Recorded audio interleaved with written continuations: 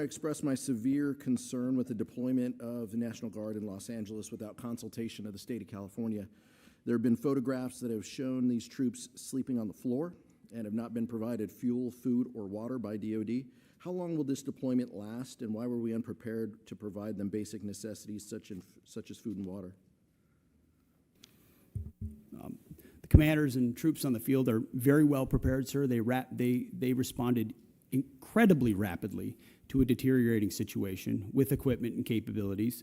We have made sure from the top down, as a Secretary of Defense who's been in a unit holding riot shields outside the White House during the chaos of the summer of 2020. I know what it's like to be immediately deployed into a situation like that. There are moments where you make do as best you can temporarily, but we are ensuring they're housed, fed, water capabilities in real time from my office, because I care that much about the California Guard and the Marines and the men and women who are supporting our ICE agents on the ground. You should check it's with your true office. Every day, and that's a disingenuous attack that misrepresents how much we care about our troops and what they're doing to defend ICE agents. I'm not going to take the fact that we don't care about the troops. Nobody cares more about the troops at the top than this secretary and the chairman and our department. How long will the deployment last?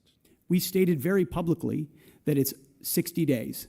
Because we want to ensure that those rioters, looters, and thugs on the other side assaulting our police officers know that we're not going anywhere. We're here to maintain the peace on behalf of law enforcement officers in Los Angeles, which Gavin Newsom won't do. What is the estimated cost of the deployment for the Guard and the Marines to LA, and where's this funding coming from? Will it be coming from quality of life programs that affect our service members or our families? If you want to wait till I finish. Before I hand it to such as updates, housing and barracks. Before I hand it to Bryn, the insinuation that we're pulling money from housing and barracks in order to fund this is disingenuous and incorrect. I'm just asking. Bryn can give you the numbers, absolutely. So the current estimated cost is $134 million, which is largely just TDY costs, travel, housing, food, etc.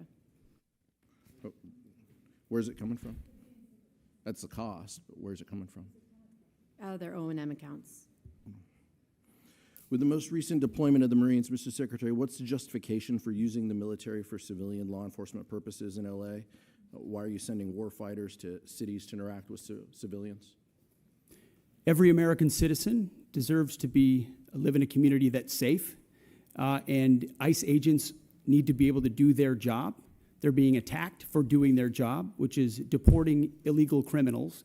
That should happen in any city, Minneapolis or Los Angeles. And if they're attacked, that's lawless, and President Trump believes in law and order. So he has every authority, and he has done mobilizing National Guard or active duty troops under U.S. code to protect federal agents in their job, which is exactly what we're doing, and we're proud to do it. We're proud to do it. 10 U.S.C. of the U.S. Code 12406 as a legal basis that the President used cites 3 examples and circumstances for the Guard. Invasion by a foreign nation, rebellion or dangerous rebellion against the authority of the government of the United States, or the President is unable with regular forces to execute the laws of the United States. Which authority is triggered here to justify the use? I don't know. You just read it yourself, and people can listen themselves, but it sounds like all 3 to me. If you've got millions of illegals and you don't know where they're coming from, they're waving flags from foreign countries and assaulting police officers and law enforcement officers, that's a problem. The laws of the United States?